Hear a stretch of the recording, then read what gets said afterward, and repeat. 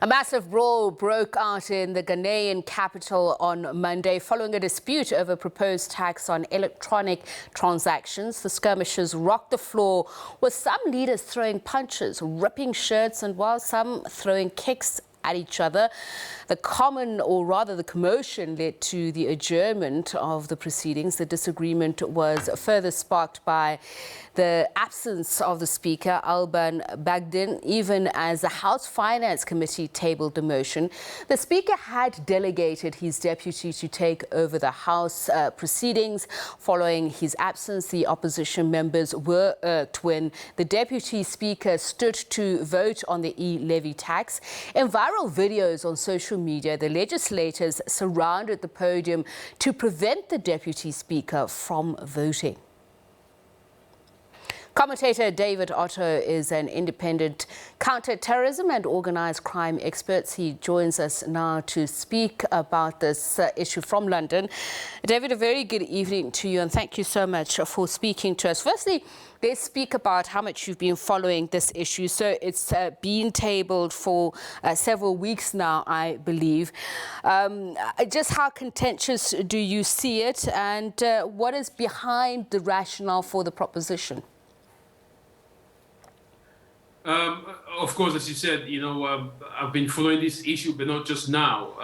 And this brawl break out because of what they call the mobile money payment, what they call the electronic levy tax. Now, essentially, they're talking about taxing people that use mobile money devices to transact money. So thereby bypassing the banks. So the government is proposing that there should be a tax levied, and the opposition is holding its ground and arguing on the basis that it would affect, the most vulnerable and the very lower level people within the country. Because, of course, most of the people that use this mobile money transfer, but not all, are people that, cannot afford, to have bank accounts. But you've got to look at the impact of where this is coming from. I mean, this is the remnants of what happened during the elections in December 2020, where I was present in Ghana at the time, and the government did win that election, but they won on a 51 majority, which is a very, very slight majority over the 47% of the NDC, which is the National Democratic Congress of John Mahatma. Now, so what is going on is that the parliament is split into two, so the government has 50% of the parliamentarians and the opposition has 49. So unfortunately, the speaker comes from the opposition, and this has never happened before. But because of his illness, he then dedicated the deputy speaker, who is from the government's ruling party, to take over this proposition. And the opposition is saying that according to the rules and regulations of the parliamentary procedure, the deputy speaker is not allowed to vote, if he's representing the speaker. But because he insisted, on carrying out the vote, this is why the fight started. All right, David, let's stay with that and we'll look at the actual e-levy itself and what it entails. But just staying with the Deputy Speaker, Joseph Osei Owusu, he was tabling the motion, insisting that it be debated under the hastened urgency procedure. What would have been the effect of this? Now, the effect of that is that, the Deputy Speaker is looking at a numbers game. Remember, I did mention to you that the Parliament is split in the middle. I'm not talking about, there is some kind of a huge majority. There is only one independent parliamentarian who divides, who stays in the middle between the government and the opposition. And in the absence of the Speaker, one of the government's parliamentarian has now been appointed, Joseph Osei Owusu, as the, speaker in place, of the, as the deputy speaker in place of the speaker. So what the opposition doesn't want is that he understands that it might lose by a majority of one. And if that were the case, then that hasty urgency procedure bill will go through. So the opposition is opposing the deputy speaker from voting in that particular bill. And this is where the problem is. And it will be a problem throughout, the term of the office of President Nana Akufo-Addo, because the National Patriotic Party did not have a majority, which is overwhelming. Just 51% they obtained during the election. The finance minister is saying this is being done in a bid to expand the tax net, and that it could bring about 6.9 billion Ghanaian cedi onto the economy. But I want to look at what exactly is being proposed. You mentioned that it would be the poorer or the most vulnerable that would bear the brunt of this. Is there a threshold that would govern the levy itself?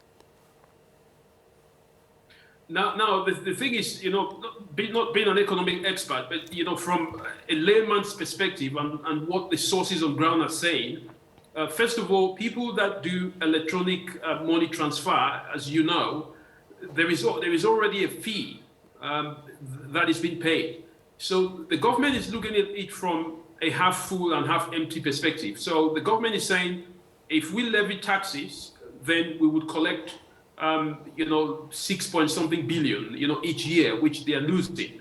But what the opposition is saying is that, that 6-point-something billion will be coming from the pockets of the most, poor, segment of the society, if I may say so. So this is where the conflict is.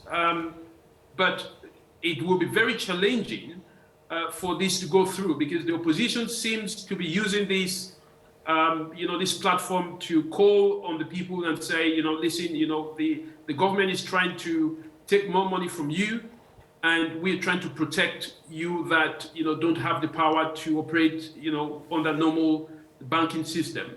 But I guess this push is coming from the banks, who are being bypassed by these, what they call electronic transfers, which, are very, very common these days. It's all about technology, and this is what I call disruptive innovation. And what the government is targeting, I believe, is all person-to-person transactions, and all inward remittances will then have to be borne by the recipient as well. So is there a point that the opposition is making here? Because remittances are obviously very important for a lot of African families. It's how we support our extended family. But if you now have to pay for the little that you have to share, isn't that going to be another type of disruptor for the family unit? It will be very disruptive. I mean, the irony is that, President Nana Akufo, had opposed, measures that, would affect citizens during the time of of the incumbent John Mahatma when he was the president. And now the tables have changed. Now the opposition is doing the same.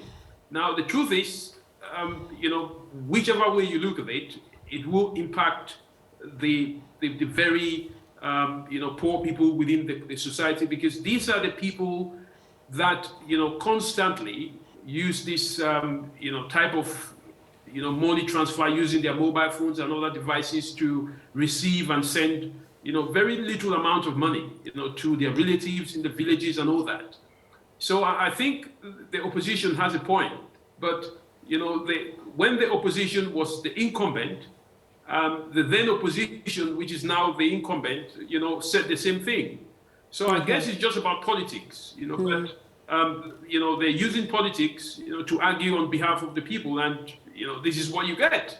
And which is sad, because as you mentioned earlier on, the positive contribution of innovation in this sector, and the interesting thing, or the irony, is that government says it is collecting this in order to support youth programs, particularly employment, entrepreneurship, and digital infrastructure and security.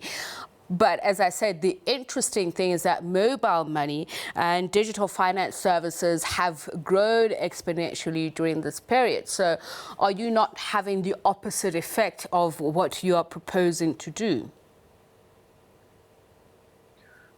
Of course, I think the government has to move with time. And I have no doubt that, mobile money is gradually, but, with the speed of light, is actually taking over the traditional banking system. Particularly in Africa, where the most vulnerable do not have access, to banks or have enough money to, to do banking transactions. But also, it's a very fast system of transfer. Now, how the government is going to manage this is a matter of, politics. Again, the argument is not really whether this is something which the government should or shouldn't do. I think the argument here is that politicians are using this to, throw political and physical punches at each other, in order to score points. It is not that the government will not gain from this.